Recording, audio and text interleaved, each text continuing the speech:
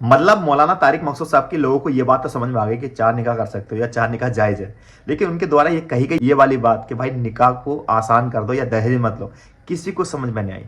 आखिर मौलाना तारिक जमील साहब, मौलाना तारिक मकसूद साहब या इंडिया के जो बड़े बड़े उलेमा हैं, ये बात समझाने में असफल क्यों रहे कि शादी ये निकाह है उसे आप आसान हो जाना चाहिए या दहेज खत्म हो जाना चाहिए।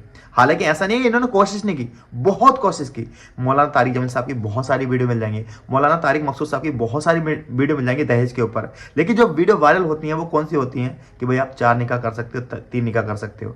अब वो तो दोनों बातें बोल रहे हैं, लेकिन पब्लिक को किस चीज में इंटरेस्ट है वही मैटर करता है। जय हिंद दोस्तों, मैं मोहम्मद अरबाज और एक लंबे समय बाद मोहम्मद अरबाज ऑफिशियल चैनल पर आपका स्वागत है। चैनल की रीच डाउन हो चुकी है, आपकी जिम्मेदारी है कि 5-5 लोगों में ग्रुप में भी इस वीडियो को शेयर करें ताकि रीच वापस आ जाए, क्योंकि हमने इस चैनल पर लंबे समय से काम नहीं किया। आज मैं इस टॉपिक पर बात क्यों कर रहा हूँ, क्योंकि दोस्तों ये जमीन पर टॉपिक है। पिछले 5-6 महीने के अंदर मैंने 4 से लेकर 5 शादी अटेंड की है। मेरा परसेप्शन था या मुझे लगता था कि निकाह जो है या शादी जो है वो 7 से 8 लाख रुपए में निबट जाती है, लेकिन मैंने इंडियन कल्चर के अंदर खुद देखा कि यहाँ पर जो शादियां हो रही हैं 25 से लेकर 30 लाख, 35 लाख, 40 लाख, और ये कोई कैटेगरी A1 नहीं है। अगर 25 से लेकर 30 लाख रुपए की अगर आप शादी कर रहे हो तो इसे B कैटेगरी में रखा जाएगा।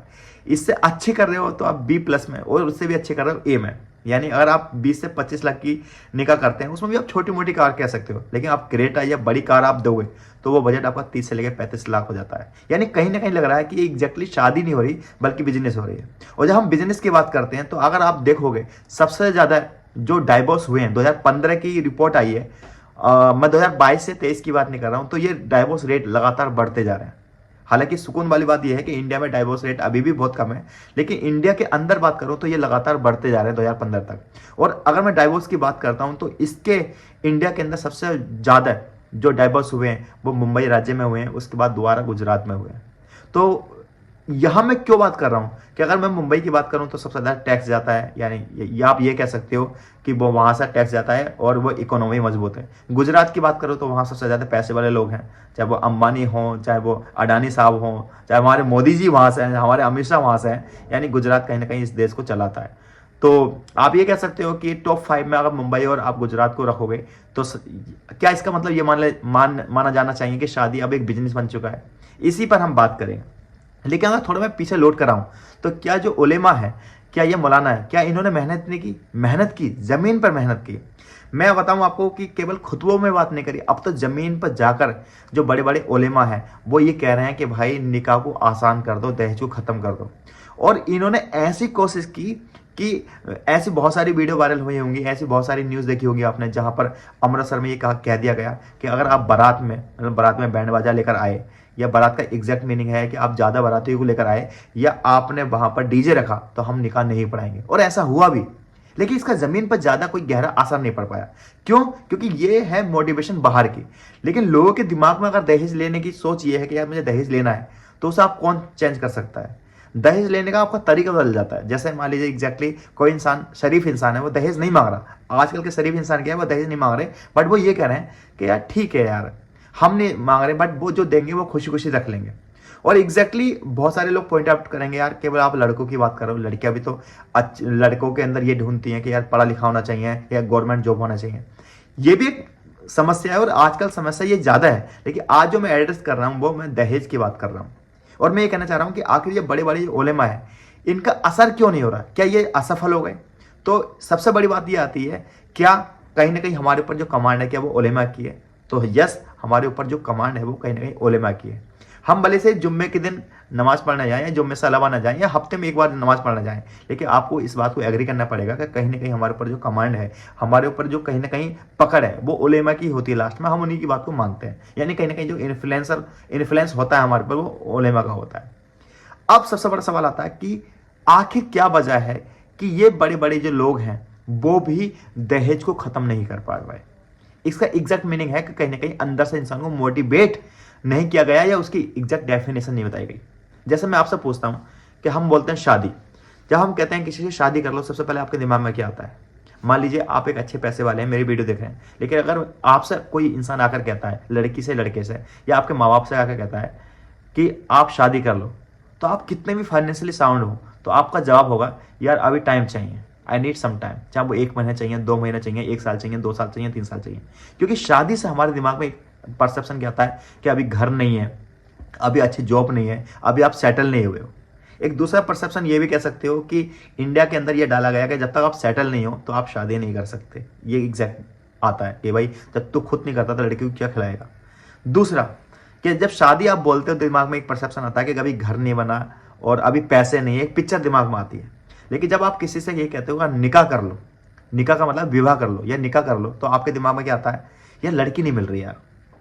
किसी लड़के से बोलोगे यार निकाह कर लो, तो सबसे पहले उसके दिमाग में यही आएगा साइकोलॉजी थॉट कि यार लड़की नहीं मिल रही। अगर लड़की से कहोगे तो वो कहेंगे यार अच्छा लड़का नहीं मिल रहा। अब देख रहे हो यहाँ खेल देख रहे हो, जब हम निकाह बोलते हो तो दिमाग में क्या आता है, लड़की या लड़का, यानी पार्टनर की बात करते हो, जीवन साथी की बात करते हो। यानी इससे समझ में आया कि निकाह का एग्जैक्ट मीनिंग क्या है, अपने लिए आप जीवन साथी ढूंढना जिसके साथ आपको जिंदगी गुजारनी है। तो क्या वो जीवन साथी आप पैसों से ढूंढ सकते हो? नहीं। जीवन साथी कौन? आपका दोस्त। क्या वो पैसों से आ सकता है? बिल्कुल नहीं।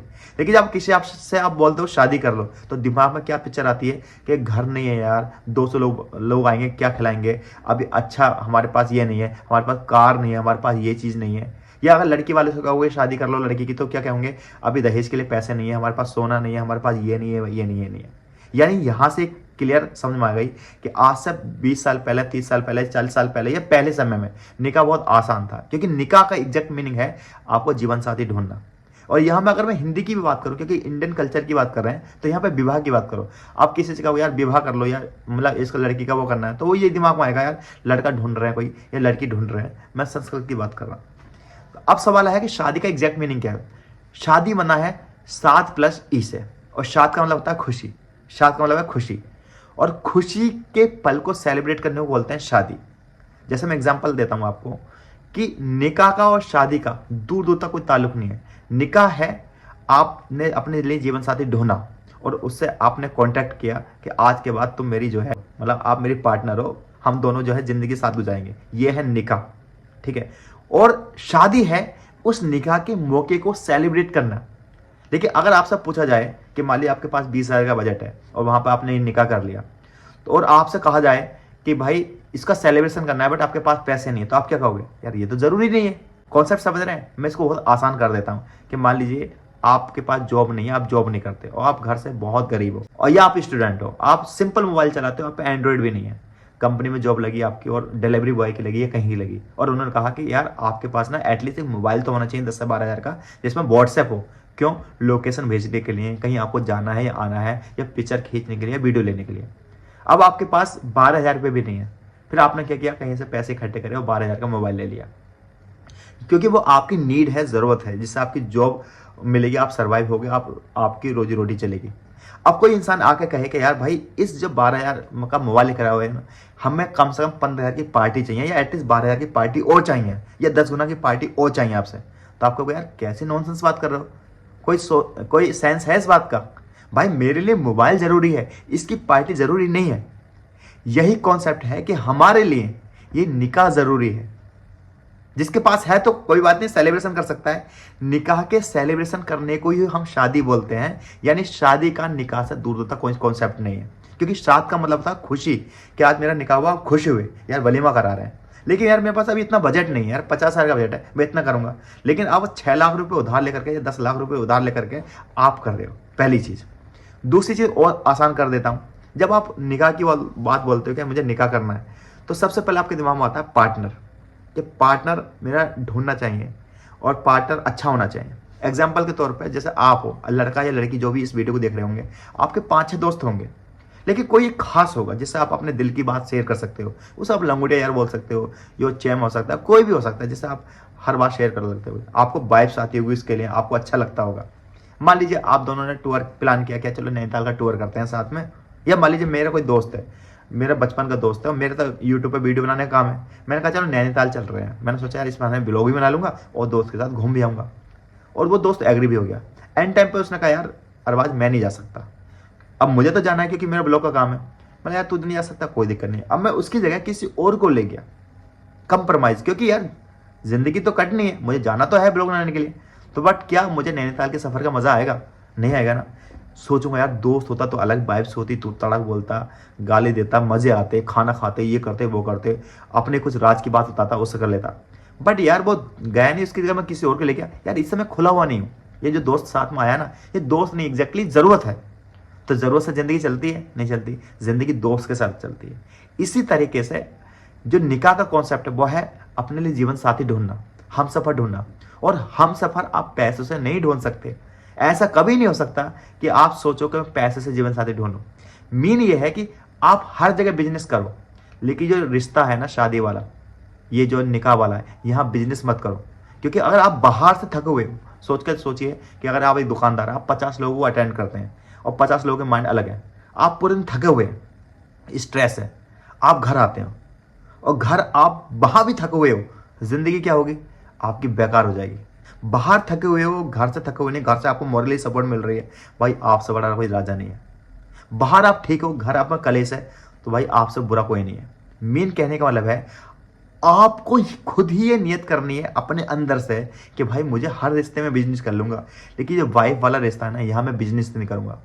यहाँ मुझे एक इंसान ढूंढना है। और उसका मैं एग्जांपल दे दूं आपको कि मान लीजिए आप एक लड़की है, लड़की से आपने निकाह किया, आपकी पसंद है, आपको अच्छा लगा, आपने उसे पसंद किया, निकाह कर लिया, जीवन साथी मिले, बाहर में गई दुनिया, कोई मतलब नहीं, आपको वो पसंद है, आपने निकाह कर लिया, वाइफ्स मिल रही है आपकी, और आप गरीब हो। मैंने लोगों की जिंदगी बनते हुए देखा, क्योंकि आप खुश हो, आपकी जिंदगी बढ़िया चल रही है। और एक ऐसी लड़की आ गई जो 12-15 लाख रुपए ले आई, कार भी ले आई, सब कुछ ले आई। अब मान लीजिए उसको कोई लूज पॉइंट मिल गया, या मान लीजिए उसने कोई तनाव पैदा कर दिया, घर में लड़ाई चल रही है, भाई 2 साल में सारा कुछ बिक जाएगा, आपकी जिंदगी जहन्नुम हो जाएगी। तो यही चीज है कि आपको इस कॉन्सेप्ट को समझना पड़ेगा कि भाई ये जो निकाह वाला मसला है ना, इसमें हमें एक इंसान की जरूरत है।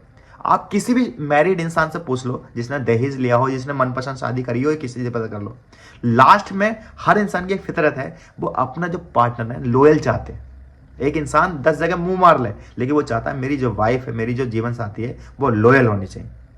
सेम लड़की के साथ भी यही है कि लड़की मुंबई में काम कर रही है, या बॉलीवुड में काम कर रही है, किसी प्रोफेशन में काम कर रही है, और मान लीजिए वो अपनी जिंदगी अच्छी तरह से गुजार रही है, बट वो भी यही चाहती है कि मेरा जो पार्टनर है वो मेरे प्रति लॉयल हो।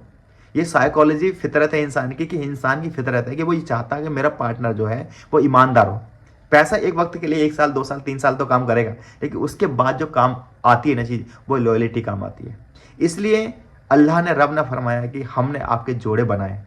तो जोड़े बनाने का कॉन्सेप्ट ये है कि भाई इसका मतलब ये है कि आपको इसमें मिक्स नहीं करना, वो जोड़े ढूंढने हैं कि रब ने बनाए हैं, तो वो जोड़े हैं कहाँ ढूंढने हैं। और ढूंढने का सबसे अच्छा तरीका ये है कि सबसे पहले अपने दिमाग से बिजनेस निकाल दो। आपको सोचना है कि मैं हर रिश्ते में बिजनेस कर लूंगा, लेकिन इस रिश्ते में बिजनेस नहीं करूंगा, और आज के बाद मैं दुल्हन नहीं या दूल्हा नहीं, अपने जीवन साथी ढूंढूंगा।